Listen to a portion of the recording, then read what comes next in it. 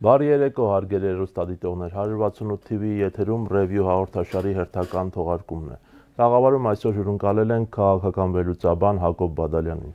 Բարև ձեզ, պարոն Բադալյան, շնորհակալ եմ մեր հրավերն ընդունելու համար։ Հանրապետության երկրորդ եւ երրորդ նախագահները եւ ոչ միայն նրանք պնդում են, որ Նիկոլ Փաշինյանը փակուղի է մեցրել Արցախյան հարցի շուրջ բանակցային գործընթացը, հրաժարվելով բանակցություններից եւ մասնավորապես 2019 թվականին ՀՀԿ Միսկի խմբի համանախագահների կողմից արված առաջարկից եւ դա եղել է պատերազմը հրահրող պատճառներից մեկը, ոչ միայն դա, այլև հայտնի հայտարարությունը Ստեփանակերտում Արցախը Հայաստան է եւ վերջ Տավուշյան դեպքերը եւ այլն եւ այլն։ Նիկոլ Փաշինյանը ի պատասխան խոստացավ մինչեւ տարվա վերջ հրապարակել բանակցային բոլոր փաստաթղթերը։ Ինչ կպարզվի, երբ հրապարակվեն Լեռնային Ղարաբաղի հակամարտության կարգավորման բոլոր նախագծերը, այսինքն կարծում եք Փաշինյանը փորձում է մանիպուլյացիա անել այն հարցի վրա, որ Արցախի կարգավիճակի, վերջնական կարգավիճակի հարցը չէր նշվում եւ ներկայացնել, որ տեսեք, միևնույն է Ղարաբաղը հանձնվելու էր։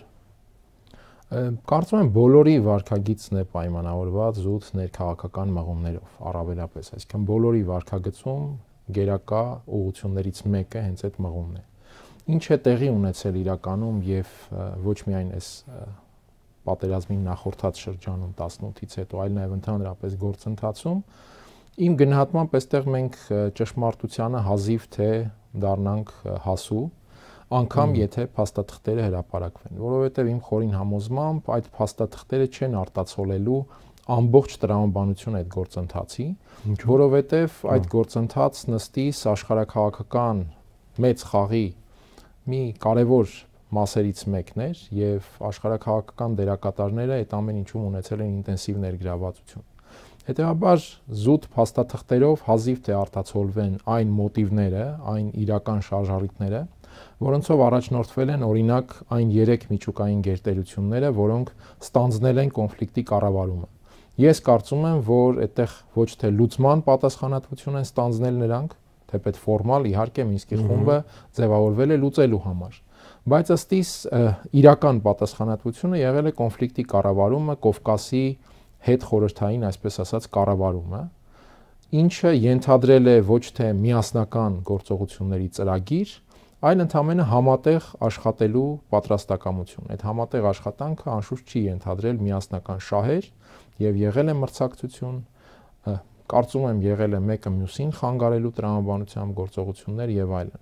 Հետեւաբար ճշմարտությունը ինչ է տեղի ունեցել մեծ հաշվով, կարող ենք պատկերացնել կամ հասկանալ, եթե օրինակ նույնքան ինֆորմացված լինենք, թե Հայաստանի եւ Ադրբեջանի ղեկավարները ինչպիսի հարաբերության մեջ են եղել Ռուսաստանի ղեկավարի հետ, ինչպիսի քննարկումներ են ունեցել Ֆրանսիայի նախագահի հետ, Միացյալ Նահանգների նախագահի հետ։ Ես դեռ խոսում եմ ընդհանրապես ֆորմալ ներգրավվածների շրջանակի մասին։ Թուրքիա, Իրան, Եվրամիություն ավելի լայն իմաստով, Բրիտանիա, Չինաստան, Անվտանգության խորհրդի մյուս երկու մշտական անդամները, Գերմանիան իր աճող հավակնություններով, այսինքն մենք պատկերացնում ենք այդ հարցի շուրջ, ինչպես ցանկացած միջազգային այլ, այսպես հակամարտության։ Դրա շուրջ եղած բավական բազմաշերտ իրավիճակը։ Հիմա միայն հանել փաստաթղթերը, առավել եւս որտեղ ես չեմ կարծում, թե մաթեմատիկական ինչ-որ ֆորմուլաներ են, որոնք լինելու են քննարկումից վեր։ Ցանկացած փաստաթուղթ ենթակա է լինելու կամայական մեկնաբանության, որովհետեւ դրանք դիվանագիտական թղթեր են, հետեւաբար յուրաքանչյուր կողմ ամեն տառի կամ բառի մեջ տեսնելու է իր մեկնաբանությունը։ Ըստ այդմ կարծում եմ այդտեղ մանիպուլյացիայի շատ մեծ դաշտ է բացվելու ընդհանրապես կամ նոր տարածություն է բացվելու եւ նախընտրական շրջանում ըստ էության շատ-շատերը կսկսեն զբաղվել դրանով։ Շատերը իհարկե անկեղծորեն կփորձեն այդ փաստաթղթերից հասկանալ ինչ է կատարվել եւ այդ փորձերը բնականաբար լինելու են ողջունելի, որովհետեւ մենք որպես հասարակություն պետք է ձգտենք այո իրականությունը հնարավորինս բազմակողմ հասկանալ։ Բայց կրկնեմ այդտեղ իհարկե կարևորը ճշմարտությունը փորձենք հասկանալ իրականությունը բազմակողմ, մենք կպատկերացնենք թե մեր շուրջ եւ մեզ հետ ինչ է տեղի ունեցել եւ ըստ այդմ ինչ պետք է անենք հետագայում, որպեսզի այդ տեղի ունեցածը այլևս չլինի այնպես աղետալի, ինչպես եղել է մինչ այժմ։ Սա կարևոր է իհարկե, բայց կրկնեմ, մեծ մտաբախություն ունեմ, որ այդ փաստաթղթերի հրապարակումը ընդհանրապես լինելու է մեզանում մեր ընդհանրապես հասարակական քաղաքական խոսույթում գերակշռող մանիպուլյատիվ այդ բաղադրիչի նոր խթան, գեներացիա, նոր ռեսուրս եւ պատահական չէ, որ Նիկոլ Փաշինյանը գնաց ի վերջո դրան, որովհետեւ մենք շատ լավ գիտենք, որ այդ ոճի, այդ տրամաբանության մեջ աշխատանքում նա բավականին հմուտ է, ես նկատի ունեմ իրողությունների մանիպուլյացիայի տրամաբանության մեջ, երբ մատուցող իրողությունները շատ հանգիստ նա վերածում է, այսպես աճպարարությամբ վերածում է եւ նենգափոխում է, օրինակ Արցախի կորուստը վերածում է Հայաստանի հաղթանակի,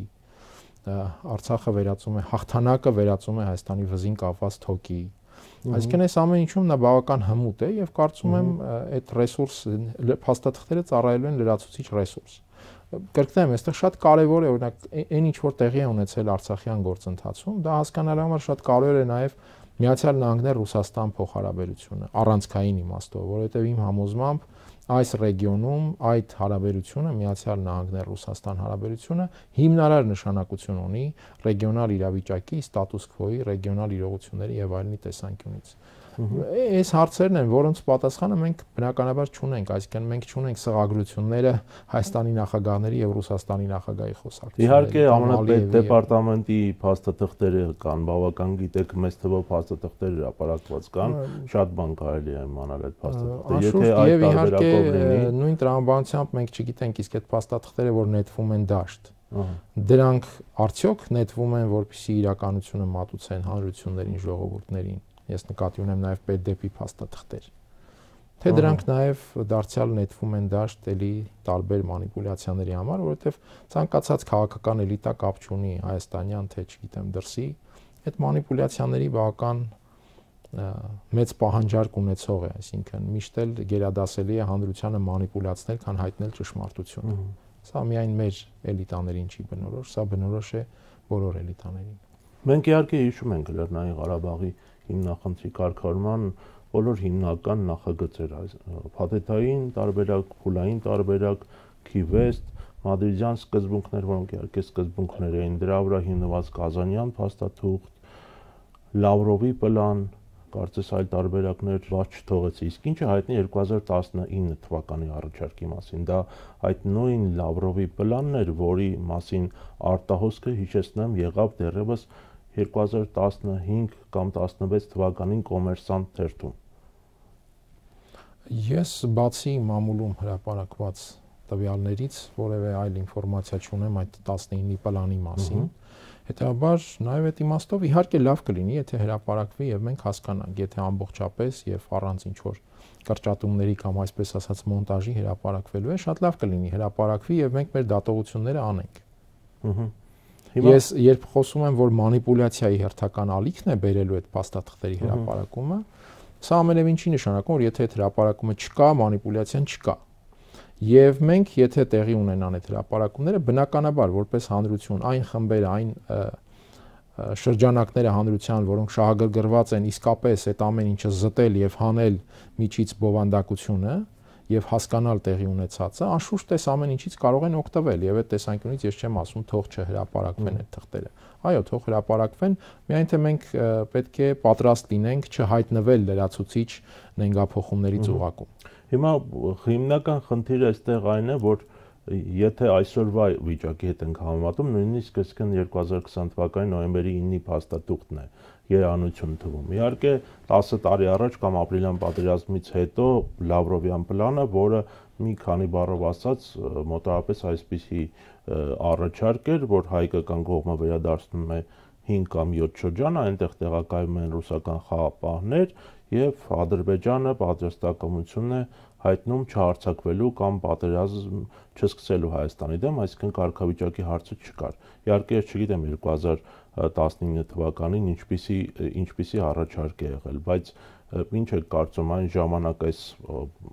առաջարկի շուրջ պետք է շարունակել բանակցությունները ամեն դեպքում դիվանագիտական process-ը չդադարեցնելու եւ կարգավորման process-ը չդադարեցնելու եւ օգտվելով առիթից ՀՀԿ Մինսկի խմբի մասին մենք խոսեցինք, ինչ էր ընդհանրապես ՀՀԿ Մինսկի խումբը երկար ժամանակ այդ սկզբունքները շարունակում էին հնչեցվել եւ շատ հանգիստ ՀՀԿ-ի անդամները, այդ թվում համանախագահները համաձայնեցին այս կառույցի կամ ձևաչափի լուծարմանը։ Սա նշանակում է ուղղակի հայերի գլխին փափուկ բարձ դնելու ինչ որ մի ձևաչափ էր, երկար ժամանակ մեզ համոզում էին, որ հիմնախնդիրը չունի ռազմական լուծում, բայց լավ էլ ունեցավ եւ բոլորը դա ճանաչեցին ու ընդունեցին։ Դրա համար մենք իհարկե չպետք է միայն ականջալուր լինենք այն ամեն ինչին, ինչ փորձում են մեզ համոզել։ Երբ օրինակ ասում են, որ խնդիրը ռազմական լուծում չունի, Հայաստանում ով էր կարծում, որ իսկապես չունի ռազմական լուծում։ Ես ինքս բազմաթիվ անգամներ հոդվածներ եմ գրել այդ թեմայով, որ գործնականում միջազգային նշանակության հարցերը հենց այդպիսի լուծումներ էլ ունենում են, այսինքն ռազմական միջոցներով ձևավորված, ռազմական ճանապարհով ձևավորված ստատուս քվոների շուրջ է, որ հետո փորձում են պայմանավորվել։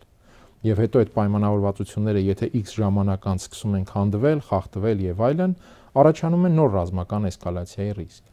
Եվ այս տեսանկյունից իհարկե այդ խնդիրների լուծման առանցքային մեխանիզմները միշտ էլ եղել են ռազմականը։ Եվ դրանցով են ձևավորվում ստատուս քվոներ, հետո քաղաքական գործոններով փորձ արվում աշխատել այդ ստատուս քվոյի հետ։ ԵԱԿ Մինսկի խմբի համանախագահության ձևաչափը հենց Կովկասյան հետխորհրդային ստատուս քվոյի հետ աշխատելու այդ մեխանիզմներ, ինչպես նշեցի, կառավարման մեխանիզմը։ Ես չեմ կարծում, որ դա եղել է կարգավորման մեխանիզմ, այն պարզ պատճառով, որ կարգավորման համար պետք է այդ 3 երկրները ունենային կարգավորման վերաբերյալ նույն պլանը եւ նույն պատկերացումը։ Թղթի վրա կարող էր գրվել նույն պլանը, բայց արդյոք մենք համարում ենք, որ օրինակ Միացյալ Նահանգները, Ռուսաստանը, Ֆրանսիան տվյալ դեպքում եւ դրանց հետևում եղած տարբեր այլ շահառուներ, արդյոք նրանք ունեցել են նույն ռազմավարությունը, Կովկասը նրանց համար, նրանց բոլորի համար նույն կերպ է պատկերացել։ Բա հիմա ինչի մասին է խոսքը Կովկասում։ Այսինքն պարզ է, չէ՞, որ նրանք մրցակցել են Կովկասում, նրանք ազդեցության համար պայքար են մղել Կովկասում։ Եթե օրինակ Միացյալ Նահանգները պատկերացրել է, որ Արցախի խնդիրը դուրս բերելով Կովկասում ինքը կարող է խնդիրներ ստեղծել Ռուսաստանի համար, ավելի անկաշկանդ գործել Ռուսաստանի դեմ, այսպես բուֆերային գոտիներ կամ հակազդեցության տարածքներ ձևավորելու հարցում, ինչպես կարող է Ռուսաստանը Արցախի հարցում նույնությամբ մտածել, ինչպես Միացյալ Նահանգները։ Եվ ինչու վերջապես այդ փաստաթղթերը երբ ստեղծել են Քիվեստում, երբ օրինակ եղել է պայմանավորվածությունը, հետո այդ ինչը տեղի ունեցել, երբ Ալիևը վերադարձել է եւ հրաժարվել պայմանավորվածությունից, ասելով, որ անգամ իր ընտանիքի անդամներին չի կարողացել համոզել։ Իսկ այդ իր ընտանիքի անդամները այդ ինչ ուժի կամ չգիտեմ ինչ ազդեցության միջոցով են հորը համոզել, դիմագրավել կամ դեմ գնալ Միացյալ Նահանգների հովանու ներքո ձևավորված փաստաթղթից։ Գիտեք, դա ամենաընդունելի տարբերակներից մեկն էր Քիվեստը, եթե ես չեմ սխալվում, որովհետև առաջարկում էր Լաչինը եւ Լեռնային Ղարաբաղը անմիջապես միացնել Հայաստանի Հանրապետությանը։ Եվ Ադրբեջանը դրա դիմաց ոչ թե ստանում էր միջանցք, այլ էստակադաների միջով սուվերեն ճանապարհ, այն ինչ գործնականում ստանում է հիմա։ Պարզապես այն ժամանակ Հայաստանն էլ ստանում էր իրենը։ Եվ մեղմ ասած ոչ միայն համարժեք, այլ գուցե նույնիսկ անհամաչափ ավելին, սկզբունքորեն։ Բայց այդ բոլոր փաստաթղթերը հնարավոր չի եղել կյանքի կոչել։ Ինչու, որովհետև միայն Հայաստանը համաձայն չի եղել, չէ։ Հայաստանը համաձայն է եղել, Սերժ Սարգսյանն էլ հայտարարում էր, չէ, որ ինքը մեկնում էր Կազան եւ պատրաստ էր ստորագրել։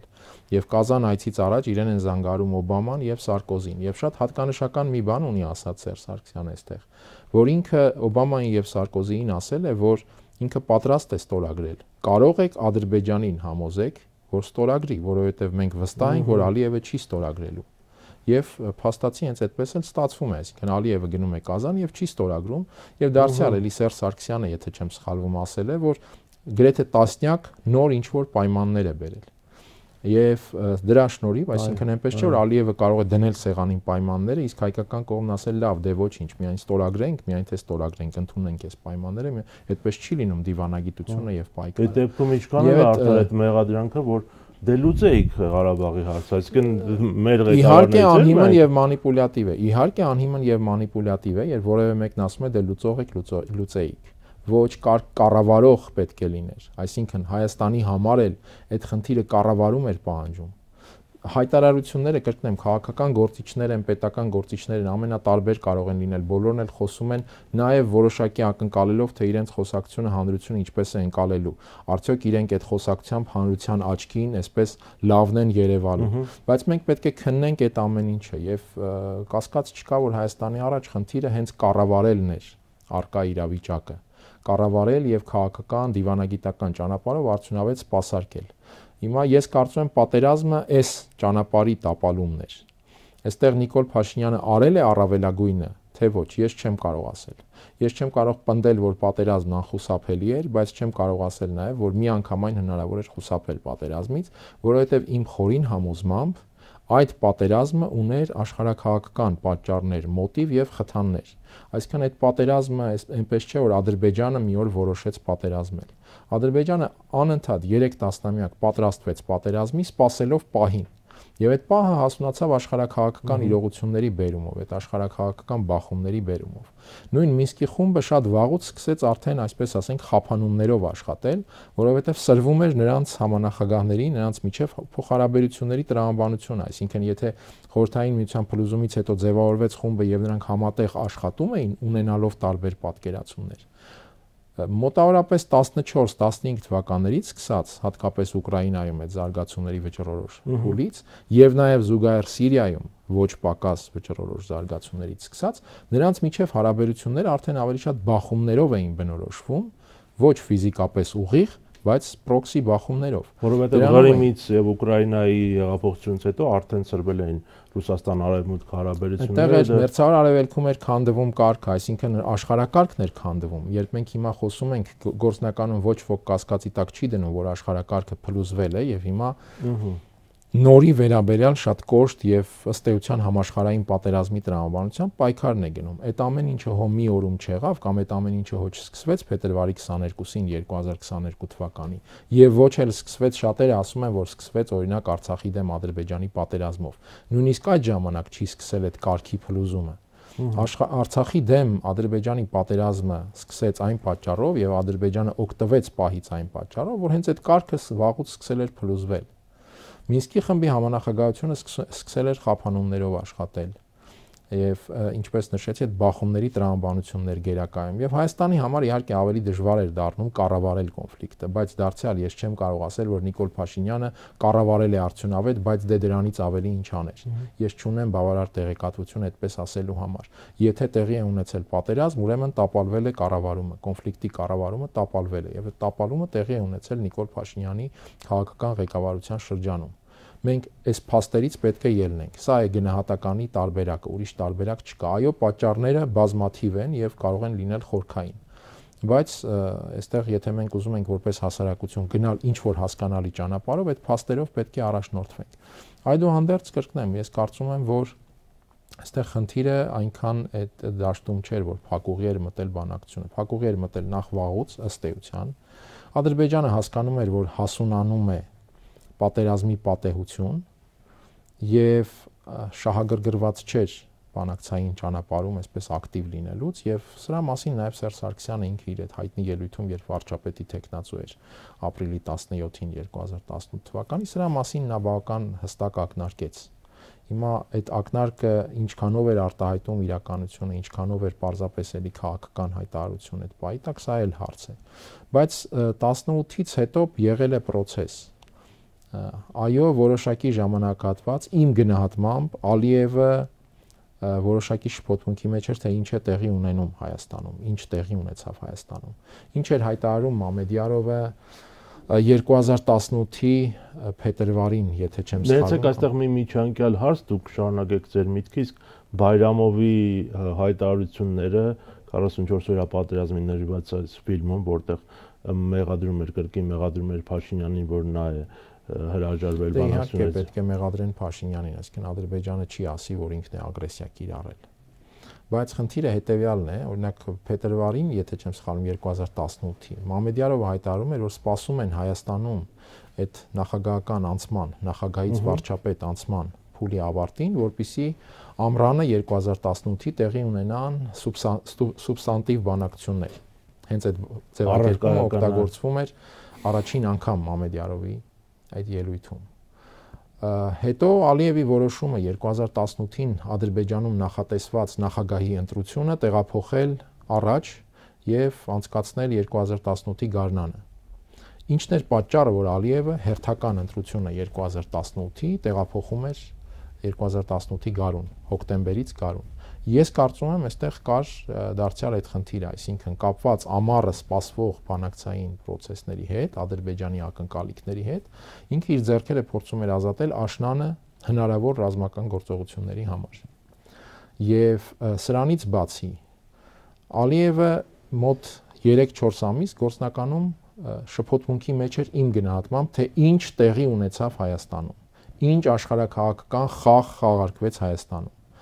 Սեպտեմբերին Դուշանբեից հանդիպեցին առաջին անգամ, խոսեցին, քննարկեցին, իհարկե խոսում է վերելակային դիվանագիտության մասին, վերելակային հանդիպման մասին, բայց այդտեղ հանդիպումը եղել էր ոչ վերելակում, դա ընդհանրապես տեսանյութն էր, իսկ հանդիպումը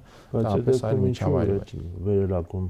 Դե դա տեսանյութն էր, չգիտեմ, տարածվեց այդ տեսանյութը, բայց հանդիպումը Դուշանբեում եղել է ոչ վերելակում, շատ ավելի երկար զրույց է եղել։ Եվ շատ հատկանշական մի պահ Դուշանբեում Փաշինյան-Ալիև առաջին հանդիպումից առաջ Պուտինը այցելեց Բաքու։ Եթե չեմ սխալվում, հանդիպումը եղավ 27-ին սեպտեմբերի եւ 25-ին Պուտինը Բաքվում էր։ Դա այն դեպքում, երբ 2 շաբաթ առաջ, 2-3 շաբաթ առաջ Ալիևը եղել էր Մոսկվայում։ Ես կարծում եմ Պուտինը Բաքու էր այցելել Դուշանբեում Փաշինյան-Ալիև հանդիպում, այսպես ասած, ամբողջացնելու, վերջնական համաձայնեցնելու համար, որ սկսի ինչ-որ քննարկում եւ գործընթաց։ Եվ դրանից հետո իհարկե քննարկումներ եղել են։ Նույն 19 թվականին, երբ Փաշինյանը հայտարարեց Արցախը, Հայաստանը եւ վերջ, դրանից 3-4 ամիս անց պայմանավորվածություն էր եղել, որ ժողովուրդներին, այսպես ասած, խաղաղության պատրաստելու համար փոխանակում լինի լրագրողական փորձագիտական խմբերի։ Բաքվից եկան Հայաստան եւ Արցախ եւ Հայաստանից գնացին Ադրբեջան այդ խմբերը։ Այսինքն process կար նաեւ 2020-ի հունվարին։ Ինչպիսին էր այդ process-ը, ինչ էին քննարկում, սա կրկնեմ, ես չեմ կարող ասել, բայց այդ process-ը փաստ էր։ Շատ մեծ դեր ունեցավ ըստիս կորոնավիրուսի համաճարակը, որը փաստացի կանգնացրեց դիվանագիտությունը, համաշխարհային դիվանագիտությունը։ Եվ սպասվում էր մարտին հայ-ադրբեջանական նոր քննարկում համանախագահների մասնակցությամբ, որը տեղի չունեցավ հենց այդ պատճառով։ Եվ նաև ավարտեմ, շատ երկարեց այս հատվածը, շատ էական նշանակություն ունեցավ իմ կարծիքով 2020 թվականին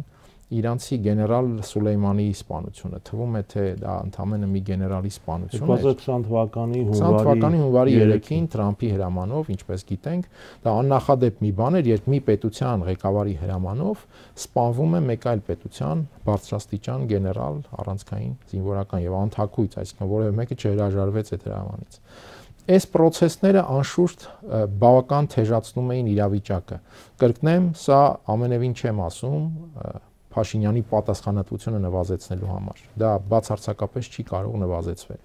Բայց մենք որպեսզի հասկանանք ինչ է տեղի ունեցել եւ որտեղ ենք մենք սխալվել,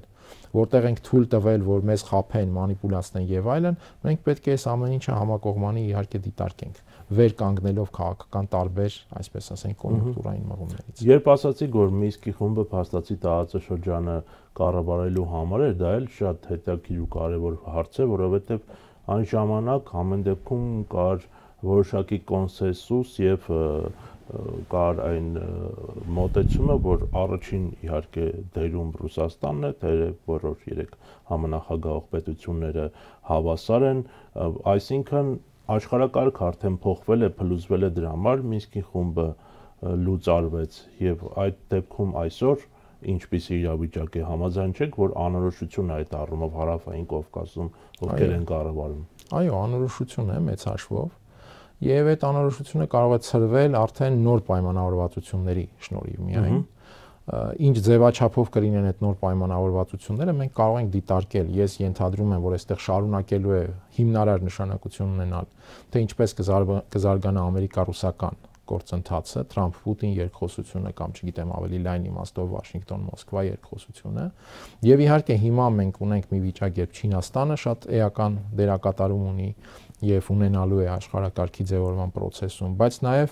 այդ այսպես ասած գլոբալ հարավի սուբյեկտությունը եւ այդտեղ առանձին սուբյեկտների արկայությունը, ինչպես օրինակ նույն Հնդկաստանը, սրանք եւս վճռորոշ նշանակություն են ունենալու Կովկասի հարցում արդեն կառավարման նոր համակարգի ձևավորման տեսանկյունից։ Դե մնացյալ դերակատարների մասին կարծում եմ նույնիսկ ավելորդ է հիշեցնել Թուրքիան, Իրանը արդեն անմիջական դերակատարներ։ Բնականաբար մենք տեսնում ենք Եվրամիությունն է փորձում ինտենսիվ առաջ մղել իր պատկերացումները նաև Բրիտանիայի հետ որոշակի համակարգված, որոշակիորեն Բրիտանիան առանձին է խաղում կամ խաղացել է միշտ եւ շարունակում է խաղալ առանձին։ Այս ամեն ինչի հանրագումարում պետք է ձևավորվի Կովկասի ինչպես ցանկացած այլ ռեգիոնալ միջավայրի։ Այդ թվում նաև Կովկասի կառավարման տրամաբանությունը մեխանիզմը։ Ի վերջո նաև այն թե այդ Կովկասը դիտարկվելու է առանձին, այսպես ասենք, ռեգիոնալ տրամաբանության մեջ, թե մերձավոր արևելյան անվտանգության նոր համակարգի արդեն որպես բաղադրիչ եւ այդ ճարտարապետության մեջ։ Ես կարծում եմ հիմա հենց այս քննարկումների փուլում ենք, քննարկում ասածը մեղմ է ասված, որովհետեւ մենք տեսնում ենք, որ այս քննարկումները ուղեկցվում են ընդհանուր ռազմական բախումներով, այսինքն անգամ պրոքսիից մի քիչ ավելի ռազմական բախումներով։ Դուք նկատի ունեք նաև Վրաստանում թուրքական ռազմական օդանավի կործանումը, ինչ կարծիք ունեք այդ դեպքի մասին։ Համենայն դեպս այդ օդանավի կործանումը շատ հետաքրքիր ձևով զուգադիպեց մի տեղեկության, որ պետքարտուղարությունը Միացյալ Նահանգների Անկարայից պահանջում է կամ հորդորում է, ակնկալում է, որ դադարեցնեն ռուսական նավթի եւ գազի գնումը։ Հասկանում ենք, թե այստեղ ստրատեգիական ինչ նշանակության հարցեր կարող են լինել դրա տակ։ Եվ դրան հաջորդեց այդ օդանավի անկումը Ադրբեջանից Թուրքիա ռազմական շքերթի, առավել եւս ռազմական շքերթի մասնակիցներ տեղափոխող։ Սա իհարկե այդպես չեմ ուզում որպեսի մոտենանք դավադրապաշտական ինչ որ տեղեկությունների, բայց ամենայն դեպս մենք տեսել ենք համաշխարհային պատմության մեջ եւ հատկապես վերջին շրջանի պատմության մեջ ոչ պատահական այդպիսի անկումներ։ Ոչինչ հիմա թերևս բացառել հնարավոր չէ։ Այսպիսի տեսակետ կարդացի, որ Թուրանի հակառակորդները արդեն կոշտ գործողությունների են անցնում եւ հիմնականում կարծիքն է, որ ռուսական հոբն է խփել այդ օդանավը, բայց Վրաստանի տարածքում արդյոք այդ հնարավորությունը կար։ Տեխնիկապես իհարկե հիմա ներգործության թռչող օբյեկտների վրա ներգործության իհարկե շատ հնարավորություններ կարող են լինել։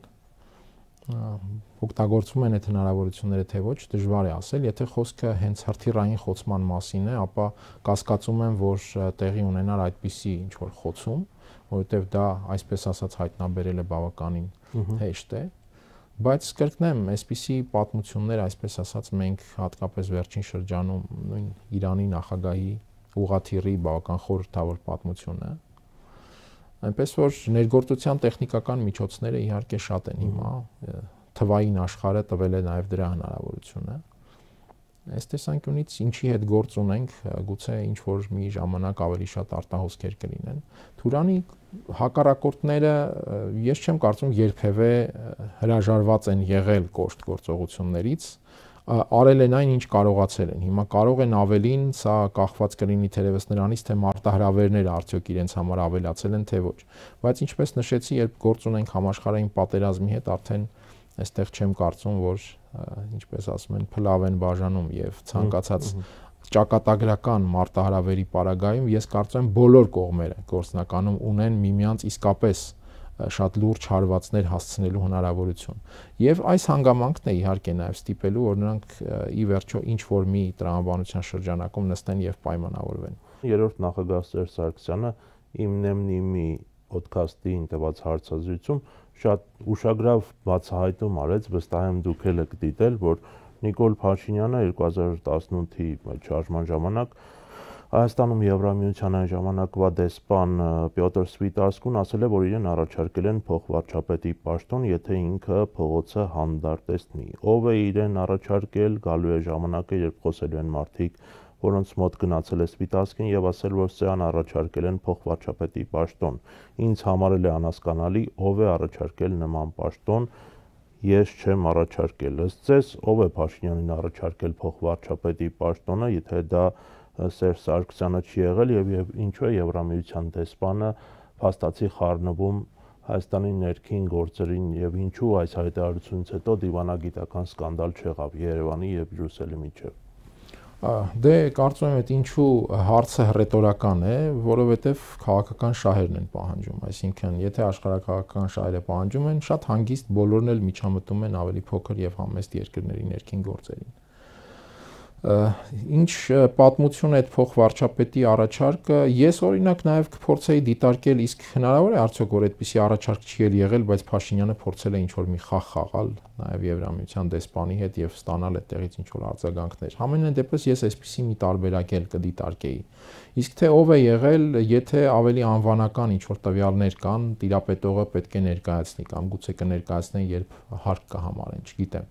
Բայց ամենայն դեպս տեսանք, որ սա խթանեց խոսակցություններ նախկին վարչապետ Կարեն Կարապետյանի անվան շուրջ, որ նա է եղել առաջարկողը, եթե չեմ սխալվում, այս տարբերակն էլ հերքվեց կամ Նիկոլ Փաշինյանն էր հայտարարել, որ Կարապետյանը իրեն չի առաջարկել այդպիսի մի բան, եթե չեմ սխալվում։ Ակնարկել է նման ինչ-որ ակնարկ է արել։ Այսինքն ես կարծում եմ դարձյալ մենք գործ ունենք հետեւյալի հետ, երբ ասվում է մի բան, որը ամբողջը չէ, այդ ասվածը ավելի շատ դառնում է տարբեր խաղերի առարկա, ռետորաբանության խոսույթի իմաստով, քան ճշմարտությունը հասկանալու։ Եվ այս մասին էի նշում հենց Արցախյան գործընթացի փաստաթղթերի վերաբերյալ։ 18-ի առումով ես ունեմ իմ տեսակետը, իհարկե, որը հետևյալն է, որ բազմիցս արտահայտել եմ, որ 18-ին դա 18-ը մի կետ էր, որտեղ տարբեր, ամենատարբեր հանգամանքների բերումով համընկան թե ներքին, թե արտաքին գործնականում բոլոր հիմնական խաղացողների շահերը այն հարցում, ինչ տեղի ունեցավ Հայաստանում։ Մեկը գուցե մի քիչ շատ բավարարված դուրս եկավ այդ ամեն ինչից, մեկը քիչ բավարարված, որոշները պատկերացնում էին հետո այլ սցենար, բայց ստացվեց այլ, բայց տվյալ պահին այդ կետում ինչ տեղի ունեցավ Հայաստանում եւ հենց դրա համար էլ տեղի ունեցավ, այսպես ասած, անարյուն։ Ես կարծում եմ այն բանի արդյունքն էր, որ այդ կետում համընկան հիմնական բոլոր ներքին եւ արտաքին խաղացողների շահերը կամ ցանկությունները, այսպես ասեմ, ոչ շահերը, այլ ցանկությունները։ Շնորհակալ եմ հետաքրքիր զրույցի համար։ Հարգելի հեռուստադիտողներ, մենք ապրում ենք ստի եւ տեղեկատվական կեղծարարության դարում, երբ շատ դժվար է սուտն ու ճշմարտությունը միմյանցից զանազանելը, բայց դա իհարկե լրատվամիջոցների եւ պրոֆեսիոնալ լրագրողների գործն է եւ ամեն մի մեդիա սպառող իհարկե պետք է ինքը կարողանա զանազանել իսկական փաստերը եւ մանիպուլյացիաները։ Մենք շարունակենք հետևել իրադարձությունների զարգացմանը, փորձելով վերլուծել դրանք եւ ներկայացնել իրականությունը։ Մենք զրուցում ենք քաղաքական վերլուծաբան Հակոբ Բադալյանի հետ։ Մնացեք խաղաղությամբ, կհանդիպենք։